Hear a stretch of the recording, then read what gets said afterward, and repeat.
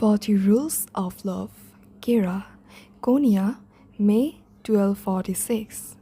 Baptism of fire. I don't know how to deal with this situation. This morning, out of nowhere, a woman came asking for Shams of the bridge. I told her to come back later, as he wasn't at home, but she said she had nowhere to go and would rather wait in the courtyard. That was when I got suspicious and started to inquire into who she was and where she came from. She fell to her knees and opened her veil, showing a face scared and swollen from many beatings. Despite her bruises and cuts, she was very pretty and so lit. Amid tears and sobs, and in a surprisingly articulate way, she confirmed what I had already suspected. She was a harlot from the brothel. But I have abandoned that awful place. She said, I went to the public bath and washed myself 40 times with 40 prayers. I took an oath to stay away from men. From now on, my life is dedicated to God. Not knowing what to say, I stared into her wounded eyes and wondered how she, young and fragile as she was, had found the courage to abandon the only life she knew. I didn't want to see a fallen woman anywhere near my house. But there was something about her that broke my heart, a kind of simplicity, almost innocence, I had never seen in anyone before. Her brown eyes reminded me of Mother Mary's eye. I couldn't bring myself to shoo her away. I let her wait in the courtyard. That was the most I could do. She sat there by the wall, staring into space as motionless as a marble statue. An hour later, when Shams and Rumi returned from their walk, I rushed to tell them about the unexpected visitor. Did you say there was a harlot in our courtyard? Rumi asked, sounding puzzled. Yes, and she says she has left the brothel to find God. Oh, that must be Desert Rose, Shams exclaimed, his tone not so surprised. Why did you keep her outside? Bring her in. But what will our neighbors say if they learn we have a girl of ill repute under our roof? I objected, my voice cracking with the tension. Aren't we all living under the same roof anyhow? Shams said, pointing to the sky above. Kings and beggars, virgins and harlots, all are under the same sky. How could I argue with Shams? He always had a ready answer for everything. I ushered the harlot into the house, praying that the inquisitive eyes of the neighbors would not fall upon us. No sooner had Desert Rose entered the room than she ran to kiss the hands of Shams, sobbing. I'm so glad you are here, Shams beamed as if talking to an old friend. You won't go back to that place ever again. That stage of your life is completely over. May God make your journey toward truth a fulfilled one. Desert Rose commenced to cry harder. But the patron will never leave me in peace. She will send Chucklehead after me. You don't know how clear your mind, child, Shams interrupted.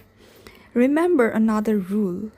While everyone in this world strives to get somewhere and become someone, only to leave it all behind after death, you aim for the supreme stage of nothingness. Live this life as light and empty as the number 0. We are not different from pot. It is not the decorations outside but the emptiness inside that hold us straight. Just like that, it is not what we aspire to achieve, but the consciousness of nothingness that keeps us going. Late in the afternoon, I showed Desert Rose the bed where she would sleep.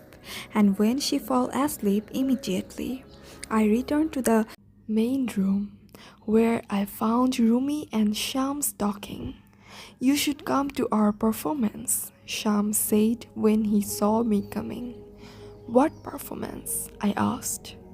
"A spiritual dance, Kira, the likes of which you have never seen." I looked at my husband in astonishment. What was going on? What dance were they talking about? "Maulana, you are a respected scholar, not an entertainer. What will people think of you?" I asked, feeling my face growing hot. "Don't you worry," Rumi said. "Shams and I have been talking about this for a long time. We want to introduce the dance for our whirling dervishes. It is called the Sema. Whoever yearns for divine love is more than welcome to join us." My head started to ache madly, but the pain was slight compared to the torment in my heart. What if people don't like it? Not everyone thinks highly of dance, I said to Shams, hoping this would have the effect of stopping whatever he was about to say next. "At least consider putting off this performance for a while. Not everyone thinks highly of God," Shams said, without missing a beat. "Are you going to put off believing in him too?" And that was the end of our argument. There was no more words to exchange, and the sound of the wind filled the house, bursting through the slats in the walls and pounding in my ears. Sultan Walid, Konya, June 1246. "Beauty is in the eye of the beholder," Shams kept saying. "Everybody will watch the same dance, but each will see it differently. So why worry? Some will like it, some won't." Yet on the evening of the Sema, I told Shams I was worried that nobody would show up. "Don't worry," he said forcefully. "The townspeople might not like me. They might not even be fond of your father anymore. But they cannot possibly ignore us. Their curiosity will bring them here." And just so, on the evening of the performance, I found the open-air hall packed. There were merchants, blacksmiths, carpenters, peasants, stonecutters, dye makers, medicine vendors, guild masters, clerks, potters, bakers, mourners, soothsayers, rat catchers, perfume sellers, even Sheikh Yasin had come with a group of students. Women were sitting in the rear. I was relieved to see the sovereign Kekukusar sitting with his advisors in the front row. That a man of such a high rank supported my father would keep tongues quiet. It took a long time for the members of the audience to settle down, and even after they had, the noise inside didn't fully subside, and there remained a murmur of hesitant gossip. In my itch to sit next to someone who would not speak ill of Shams, I sat next to Sulaiman the drank. The man reeked of wine, but I didn't mind. My legs were jumpy, my palms sweaty, and though the air was warm enough for us to take off our cloaks, my teeth chattered. This performance was so important for my father's declining reputation. I prayed to God, but since I didn't know what exactly to ask for, other than things turning out all right, my prayer sounded too lame. Shortly there came a sound, first from far away, and then it drew nearer. It was so captivating and moving that all held their breath, listening. "What kind of an instrument is this?" Suleiman whispered with a mixture of awe and delight. It is called the knee, I said, remembering a conversation between my father and Shams. And its sound is the sigh of the lover for the beloved. When the knee abated, my father appeared on stage. With measured, soft steps, he approached and greeted the audience. 6 dervishes followed him, all my father's disciples, all wearing long white garments with large skirts. They crossed their hands on the chest, bowing in front of my father to get his blessing.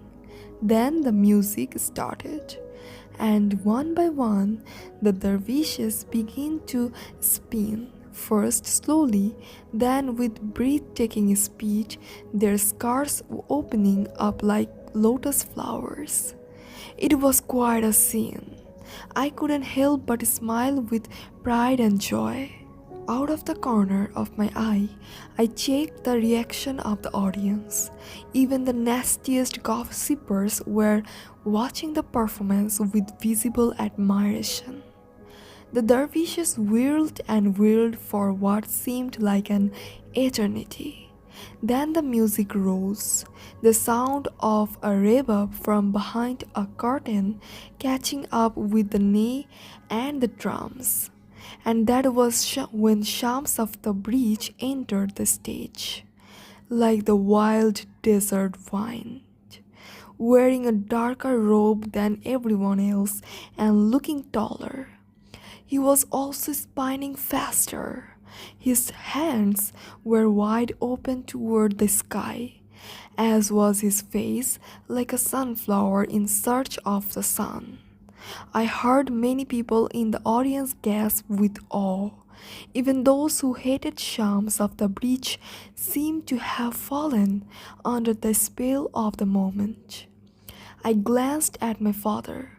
While Shams spun in a frenzy and the disciples whirled more slowly in their orbits, my father remained as still as an old oak tree, wise and calm, his lips constantly moving in prayer.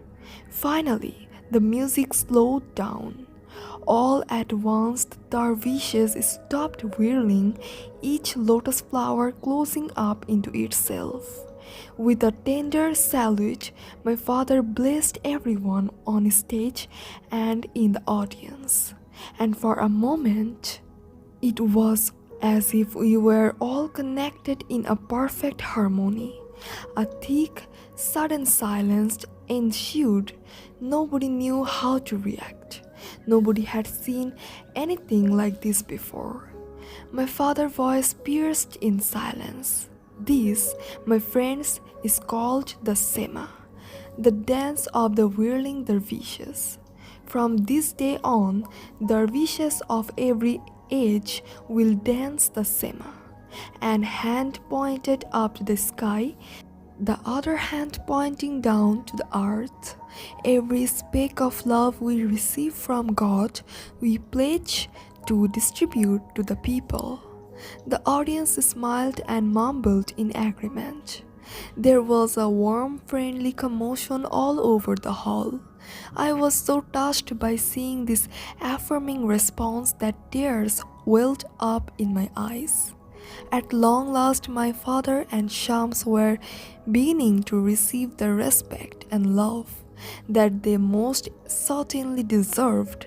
The evening could have ended on that warm note, and I could have gone home a happy man, feeling confident that things were improving had it not been for what happened next, ruining everything.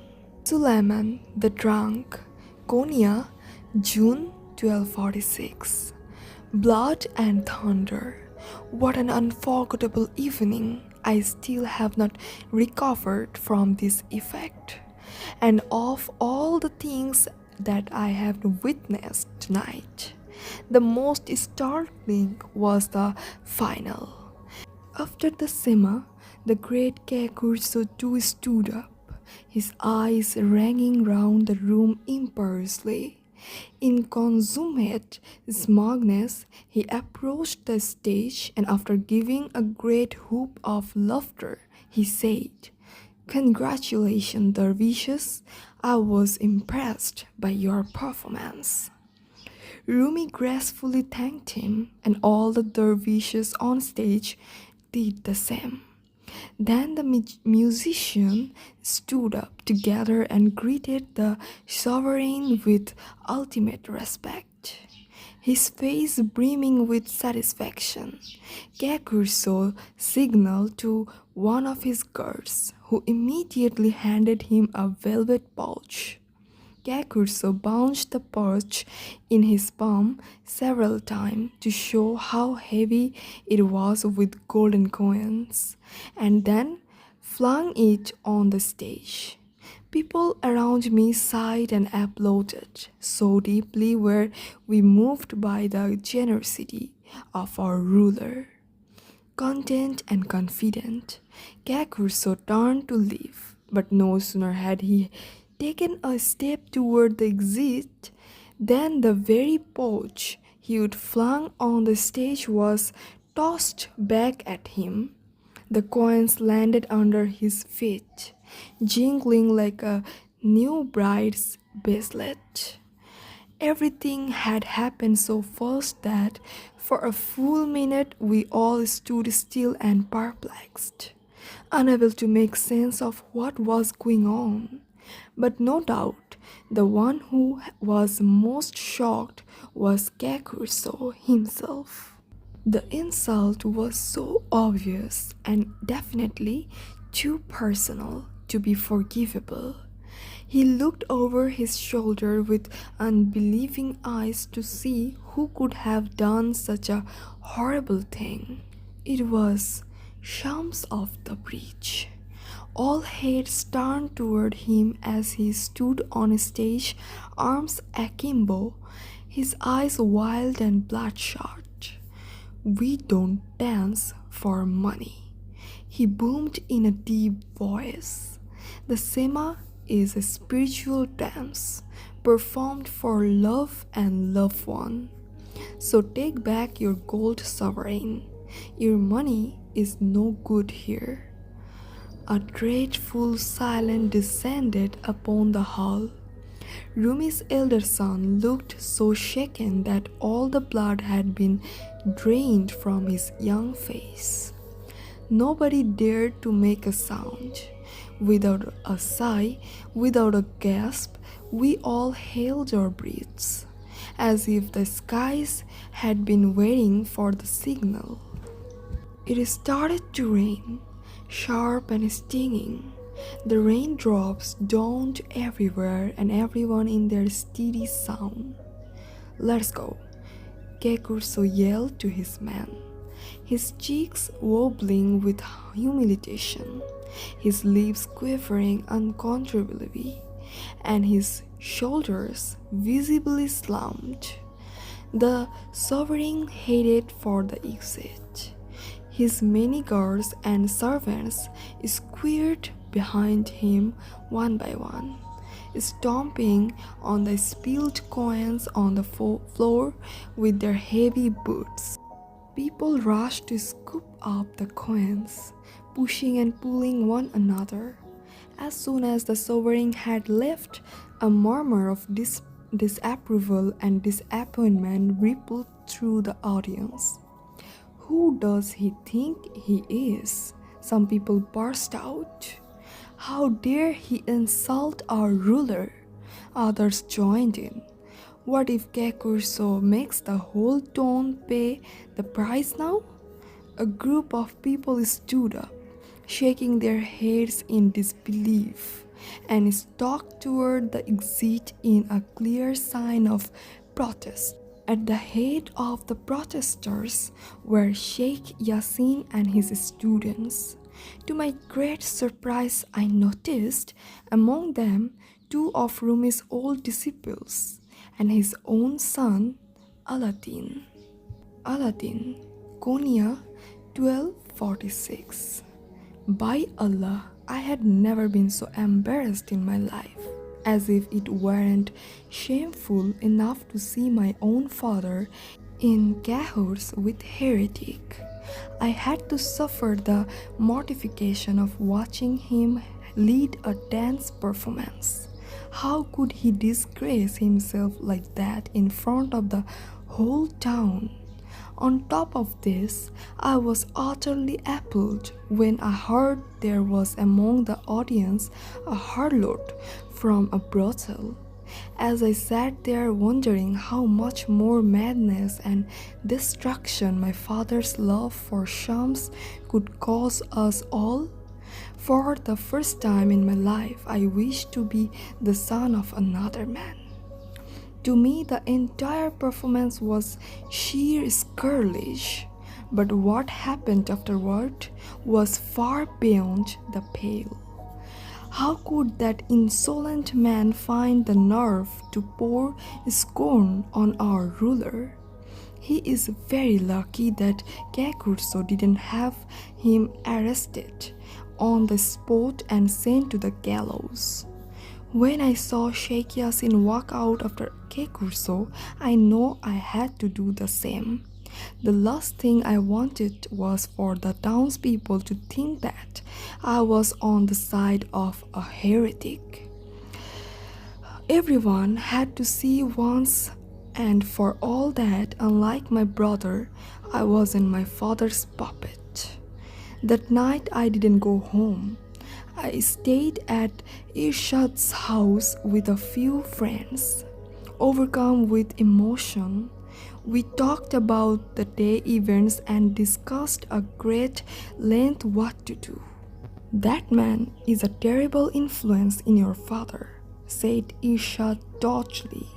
And now he has brought a prostitute into your house. You need to clean your family's name, Aladdin.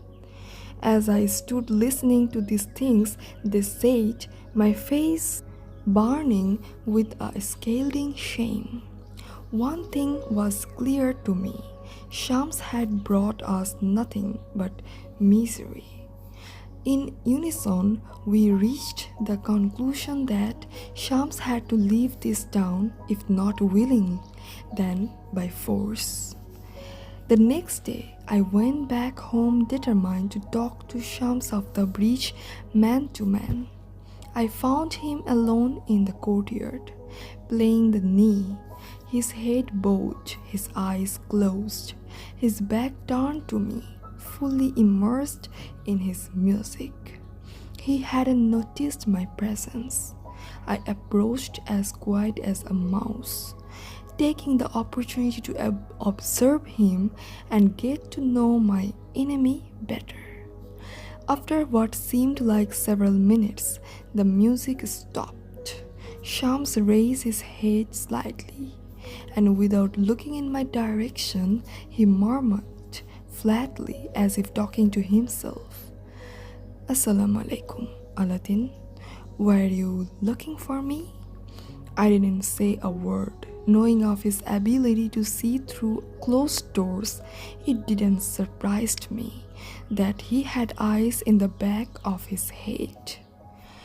"So, did you enjoy the performance yesterday?"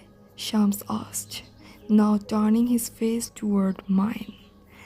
"I thought it was disgraceful," I answered at once. "Let's get something straight, shall we? I don't love you. I never have, and I'm not going to let you ruin my father's reputation any more than you have already." A spark flickered in his eyes as Shams put his knee aside and said, "Is that what it's about? That Shams' reputation is ruined? People won't look up to you as the son of an eminent man anymore? Does that scare you?"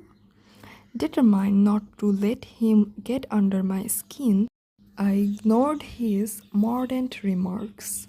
Still, it was a while before I could say anything. "Why don't you go and leave us in peace? We were so good before you came," I shot back. "My father is a respected scholar and a family man. You two have nothing in common. His neck craned forward, his brow furrowed in mighty concentration. Shams drew in a deep breath. Suddenly, he looked old and vulnerable. It flashed through my mind that I could slug him, beat him to a pulp before anyone could run to his rescue. That thought was so dreadful and malevolent, and yet frighteningly seducing, that I had to avert my eyes. When I stared back at him, I found Shams inspecting him, his gaze avid, bright. Could he be reading my mind? A creepy feeling got hold of me, spreading from my hands to feet, as if I were being pricked by 1,000 needles, and my knees felt wobbly, unwilling to carry me. It must have been black magic. I had no doubt that Shams excelled in the darkest forms of sorcery. You are scared me, Aladdin, Shams said after a pause. You know who you remind of me? A cross-eyed assistant. What are you talking about? I said. It's a story. Do you like stories? I shrugged. I have no time for them. A flicker of condensation crossed Sham's lips. A man who has no time for a story is a man who has no time for God, he said. Don't you know that God is the best storyteller? And without waiting for me to say anything, he told me this story. Once there was an artisan who had a bitter assistant who was cross-eyed to boot. This assistant always saw double. One day the artisan asked him to bring a jar of honey from storage. The artisan came back empty-handed. But master, there are 2 jars of honey there, he complained. Which one do you want me to bring? Knowing his assistant too well, the artisan said, why don't you break one of the jar and bring me the other one? Alas, the assistant was too shallow to understand the wisdom behind these words. He did as told. He broke one of the jar and was very surprised to see the other one break too. What are you telling to me? I asked. To display my temper in front of Shams was a mistake, but I couldn't help it. You and your stories. Damn it. Can't you ever talk straight? But it is so clear, Aladdin. I'm telling you like that. The cross-eyed assistant, you see, dualities everywhere. Shams said, your father and I are one. If you break me, you will break him as well. You and my father have nothing in common. I riposted. If I break the second jar, I will set the first one free. I was so full of rage and resentment that I didn't notice the ramification of my words. Not then, not until much later. Not until it was too late. Shams, Konya, June 1246. By and large, the narrow-minded say that dancing is careless. They think God gave us music, not only the music we make with our voice, the instruments, but the music underlying all forms of life. And then He forbade our listening to it. Don't they see that all nature is singing? Everything in this universe moves with a rhythm. The pumping of the heart, the flaps of the bird's wing, the wind on a stormy night, a blacksmith working iron, or the sound an unborn baby is surrounded with inside the womb. Everything partakes, passionately and spontaneously, in one magnificent melody. The dance of the whirling dervishes is a link in that perpetual chain. Just as a drop of water carries within it the entire ocean, our dance both reflects and shrouds the secrets of the cosmos. Hours before the performance, Rumi and I retreated into a quiet room to meditate. The 6 dervishes who were going to whirl in the evening joined us. Together we performed our ablutions and prayed. Then we donned our customers. Earlier, we had talked at great length about what the proper attire should be and had chosen simple fabric and colors of the earth. The honey color had symbolized the tombstone, the long white skirt, the shroud, and the black cloak, the grave.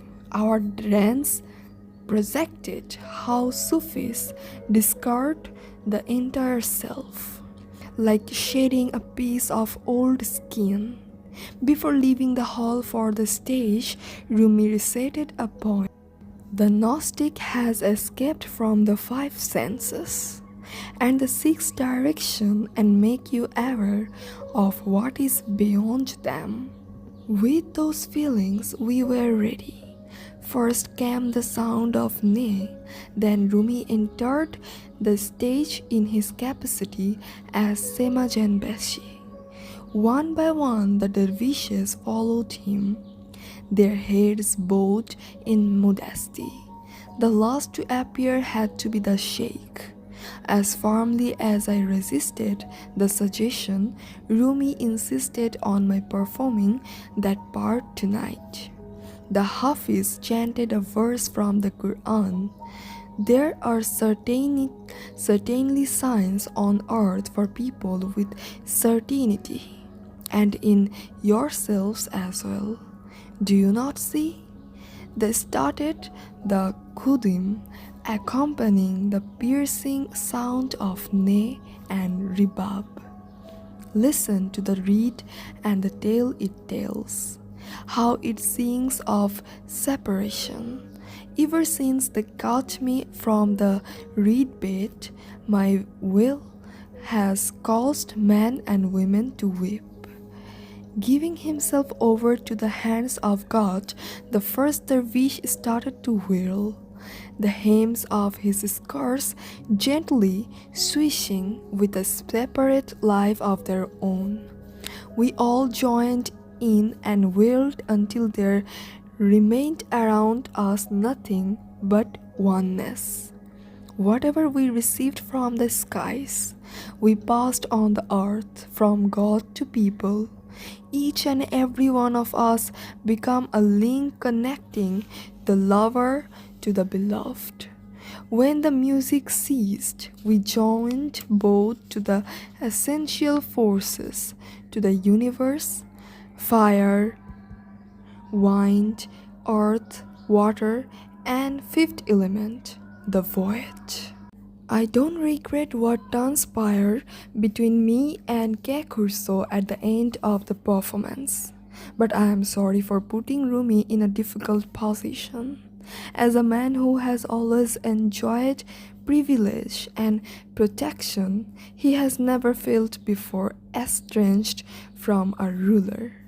Now he has at least a smattering of insight into something that average people experience all the time: the deep, vast rift between the ruling elite and the masses.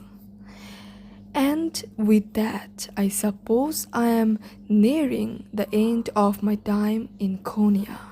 Every true love and friendship is a story of unexpected transformation. If we are same person before and after we loved, that means we hadn't loved enough. With the initiation of poetry, music, and dance, a huge part of Rumi's transformation is complete. Once a rigid scholar who disliked poetry and a preacher who enjoyed the sound of his own voice as he lectured others, Rumi is now turning into a poet himself, becoming the voice of pure emptiness, though he might not have realized his fully yet. As for me, I too have changed and am changing. I am moving from being into nothingness, from one season to another, one stage to the next, from life to death. Our friendship was blessing, a gift from God. We thrived, rejoiced, bloomed, and basked in each other's company, savoring absolute fullness and felicity. I remembered what Baba Zaman once told me. For the silk to prosper, and the silkworm had to die. Sitting there all alone in the whirling hall after everyone had left, the hubbub had died away. I knew that my time with Rumi was coming to an end. Through our companionship, Rumi and I had experienced an exceptional beauty and learned what it was like to encounter infinity through two mirrors reflecting each other's endlessly. But the old maxim still applies. Where there is love, there is bound to be heartache.